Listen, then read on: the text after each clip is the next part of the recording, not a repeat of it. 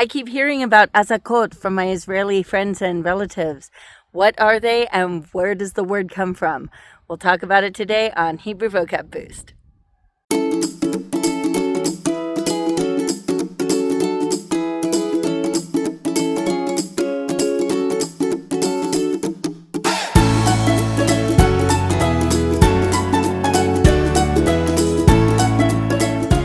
Welcome back, my friends. I'm Sapir, and today I'm going to talk about two shorashim that look on the surface look different, but they actually have very similar meanings, especially in the Tanakh. And we have one word that's especially relevant to Israelis in the past few weeks. So this week's shorashim are Zayin Ayin Kof and Tzadi Ayin Kof. And first, I want to talk about why I'm talking about these two shorashim together. So I do sometimes confuse the Zayin and the Tzadi, and I think that's because I'm an English speaker who has also learned German, and in English I think of the Zayin as a Z, but if you see a Z in German, it's pronounced like the Tzadi. So those two sounds kind of do get confused in my mind. Quite a few years ago, I did this with the color tzahov, which means yellow, and zahav, which means gold. And I thought, oh yeah, that makes sense. They're from the same shoresh, and gold is like a yellowish metal, so it all makes sense. And then I realized, oh no, they're not the same shoresh. One has a tzadi and one has a zayin. I never thought more about this until I purchased the Etymological Dictionary of Biblical Hebrew by Matityahu Clark. As you can see, this is based on work by German Rabbi Samson Raphael Hirsch, who lived in the 1800s and was at one point the chief rabbi of the area of Moravia. So I didn't actually look into Hirsch's work. I basically read what Clark said about Hirsch. But it seems that Hirsch identified what he called phonetic cognates, and these are sounds that have something in common. Most of them are articulated in the same location. So they're all labials, like they're made with the two lips, or they're dentals, they're made with the tongue touching the teeth. Or there's one group of sibilants, which are sounds that are like S-like. They're made with the tongue touching near the teeth, maybe on the alveolar ridge, or on the teeth themselves, and they are fricative, so they make that hissing sound. So S is one, Z is one, Tzadi is one. And it looks like Hirsch believed that there was a more basic general meaning of words that was even more basic than looking at the meaning of a shoresh. He thought that there was a more basic meaning based on these groupings of consonants. So if you looked at the categories of these sounds, then he believed you could find that more basic meaning. And if you look at this list that Zayin Ayin Kof and Tzadi Ayin Kof belong to, you can actually see how some of these basic meanings really seem to belong together.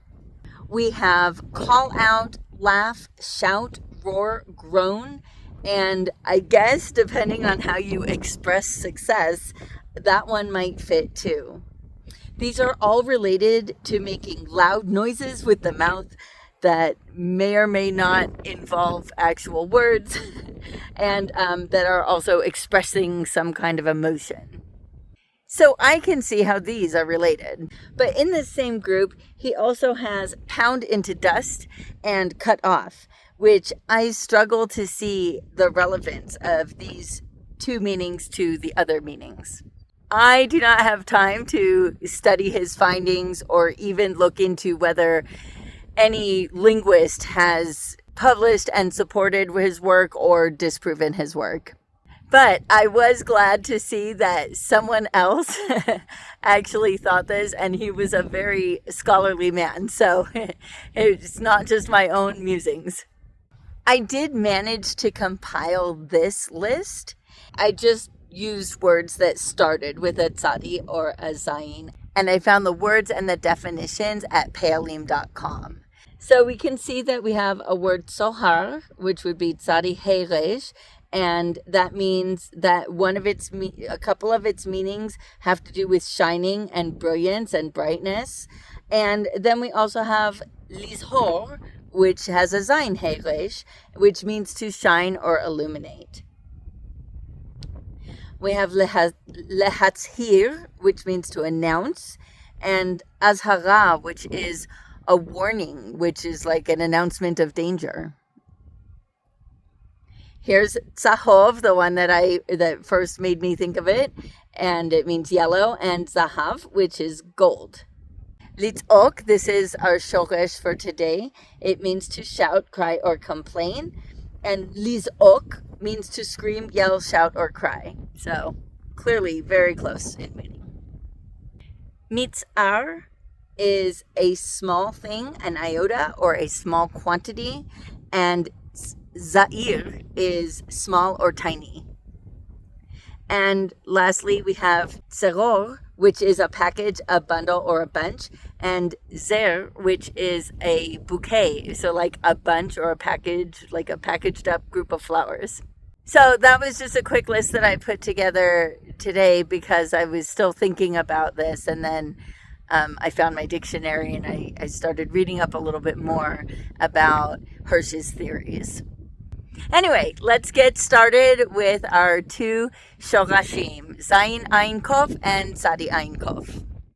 Both shorashim have a pa'al verb in the Tanakh that shows up multiple times in the Tanakh and means something like to cry out or to yell.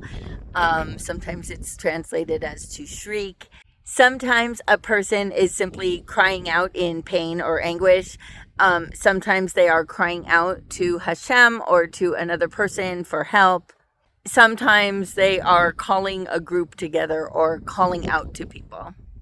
I did notice that lizok with a zayin only appeared twice in the first 5 books, what we often refer to as the Torah or the first 5 books of Moses, the Chumash, whatever you want to call it. It only appeared twice, and then it appeared like 88 more times. Whereas for litzok with a tzadi, more than a third of its instances were from the first 5 books. So I don't know what that means. I don't know if it's the older form, or I'm not sure. If anybody does know what that means or has any ideas about it, I'd love to see them. And both of these verbs, lizok and litzok, use the preposition el when somebody was crying out to another person. For the most part, there was one instance where they actually put the personal ending at the end of the verb. So we have vayizakucha, which is translated as again they cried to you, and the ha ending means you. Usually we see that when the preposition is et. And a nif'al version of both shorashim, nif'al being often the passive voice of the pa'al, they show up in the Tanakh, meaning usually being translated as to muster, as in gathering a group together. And so here we see with the zayin, we have vayazek, nizaku, and nizakta. So nizaku and nizakta are really clear that they're nif'al, but I'm not so sure about vayazek. Nif'al verbs in the future tense or the imperfect aspect would usually have an e, a, e vowel pattern, making this verb yizaek or something like that. But if it were pa'al, it would be vayizak. So the vowels are wrong for that too. I think this is a nif'al verb because of its meaning, and I think it just has a weird vowel because of the ayin. We see a much more typical nif'al vowel pattern in these 2 verbs on the left, vayitzaek and vayitzaaku, and these are also translated as muster. And 2 Samuel chapter 20 has 2 verses with a hif'il verb. Verse 4 has the imperative form hazek, meaning call up, as in calling up men to go and fight. And the very next verse says that he went to call them up. So we have the infinitive form, lehaz'ik. These two verses are the only ones in the Tanakh with this hif'il verb. Both shorashim have two versions of a noun in the Tanakh, meaning a cry or a yell or an outcry, something like that. So we have the masculine ze'ok and tse'ok, and the feminine ze'aka and tse'aka. The feminine versions are far more common. I only found a few instances of these masculine nouns. And that's it for these two shorashim in the Tanakh. In modern times, both shorashim have verbs and other words that are pretty common. On the Zayin side, so Zayin Ayin Kof, we have liz'ok, a pa'al verb, and it means to scream, to yell, to cry, to shout. And there's also still the nif'al verb, lehiza'ek, and it means to arrive quickly to an alarm or to be summoned. And then there's also still the hif'il verb, lehaz'ik, which means to summon. So it pretty much has the same meaning today in modern Hebrew as it did in the Tanakh. And then we have the hitpa'el verb, lehizda'ek, meaning to cry out or protest. But it has a notation that this is used in a literary setting, so not so much in day-to-day speech. And you might look at this verb and say, how on earth is that a hitpa'el verb? I don't see a taf anywhere. So I will one day talk about this in my grammar videos, but I haven't done it yet. This is a special gizra when you have a hitpa'el verb and the shoresh starts, the first letter of the shoresh is a sibilant. So this applies to Zayin, Samech, Tzadi, Shin, and Sin. What happens is the taf and that sibilant switch places. So, for example, when we have the shoresh shin mem shin, which has to do with usage, if we want to say to use something, we don't say lehit shamesh, we say lehishtamesh. The shin and the taf get switched. But up here, there's no taf here. Right you are. When that first shoresh letter is a zayin, what also happens is that what would be a taf assimilates in vocalization to that zayin. And, big words. I know I'm using big words. What that means is a zayin makes a voiced sound. That means we use our voice when we say the zayin. Think about it. When I say z or zayin, zzz, you can hear my voice. If I make the exact same sound except voiceless, what do we have? S. We have the S sound. So the Z is voiced and the S is voiceless. The Zayin is voiced and the Samach and the Sin are voiceless. So what is a T sound or a T, the Taf? It's voiceless. So what happens with assimilation is that a sound actually picks up a quality of a nearby sound. And in this situation, the taf is picking up the voiced quality of the zayin that's right before it. And so a taf with voicing is d, which is dalet. And that's how we get to lehizda'ek.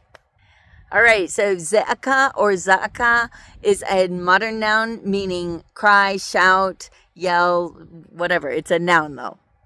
And so it's either exactly the same or very similar to what we had in the Tanakh, depending on whose nikud you believe. The Academia says that underneath the zayin is a shwa. And so that makes it exactly the same as what we saw in the Tanakh. Pe'alim.com, now they have a patach under the zayin. And so that would sound more like za'aka. I love Pe'alim.com, but the Academia, they have the final word. The academia also specifies that ze'aka is a cry from pain or sorrow, not any other reason.